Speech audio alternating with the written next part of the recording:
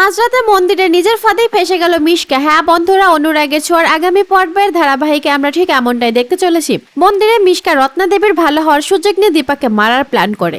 দীপা ও রত্না দেবীর কথা রাখতে মাঝরাতে মন্দিরে যেতে চায় সূর্যের জন্য মানত করতে।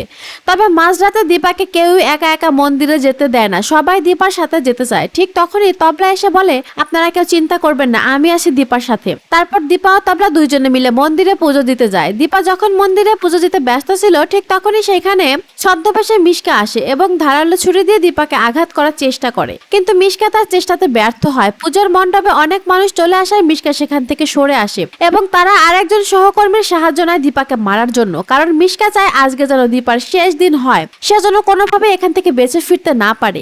দীপাকে সরিয়ে দিয়ে মিশকা সারা জীবনের মতো সূর্যকে পেতে চায়, কিন্তু মিশকা সেই প্ল্যানে আবারও জল ঢেলে দিল দীপা ছদ্মবেশে থাকা মিশকাকে পেছন থেকে দেখে চিনে ফেলে। তাই সে সেই মহিলার সাথে কথা বলতে চায় ও তার মুখ দেখতে চায়, কিন্তু মিশকা কোনোভাবেই রাজি হয় না দীপার সাথে কথা বলতে, কারণ মিশকা জানে দীপা তাকে চিনে ফেলবে। অন্যদিকে সূর্য স্বপ্ন দেখতে পায় দীপা কঠিন বিপদে রয়েছে, তাই সে পুলিশকে অনুরোধ করে দীপাকে সাহায্য করার জন্য। অবশেষে পুলিশ ও সূর্যের কথা রাজি হয়ে দীপার খোঁজে সেই মন্দিরে এসে পৌঁছায়। মন্দিরে হঠাৎই মিশকা পুলিশকে দেখে চমকে ওঠে, আর এখানে আজকের পর্বটি শেষ হয়ে যায়। তো বন্ধুরা, মিশকা কি সবার চোখে ধুলা দিয়ে আবারও পালিয়ে যাবে, নাকি নিজের ফাঁদে পা দিয়ে নিজেই ফেসে যাবে? তোমাদের কি মনে হয় তাই একবার অবশ্যই কমেন্টের মাধ্যমে জানিও। আর আগামী পর্বের আপডেট পেতে ভিডিওতে একটি লাইক দিয়ে আমাদের চ্যানেলটি সাবস্ক্রাইব করে রাখো।